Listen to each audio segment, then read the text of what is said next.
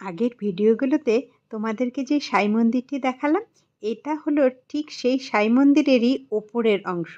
সাই মন্দিরের পাশ ধরেই সিঁড়ি আছে, সিঁড়ি বেয়ে ওপরে উঠে গেলেই প্রথমেই পড়বে চোখের সামনে এই মস্ত বড় নন্দী মহারাজ, আর তারই ঠিক সামনেই শিবাকৃতির মন্দির।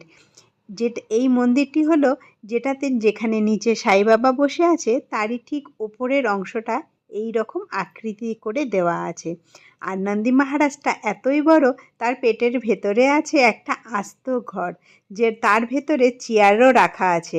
আগে নাকি সবার এখানে ঢুকতে পারতো, বসাও যেত, তবে এখন চাবি দেওয়া ছিল। সূর্য যখন অস্ত যাচ্ছে আমরা তখন গিয়েছিলাম, দারুণ লাগছিল। এয়ারপোর্টের খুব কাছে হওয়াতে মন্দিরের ওপরে দাঁড়িয়ে প্লেনের ওঠা নামা খুব ভালোভাবে দেখতে পাওয়া যাচ্ছিল। মন্দিরের এই আকৃতির মন্দির হওয়ার এই আইডিয়াটা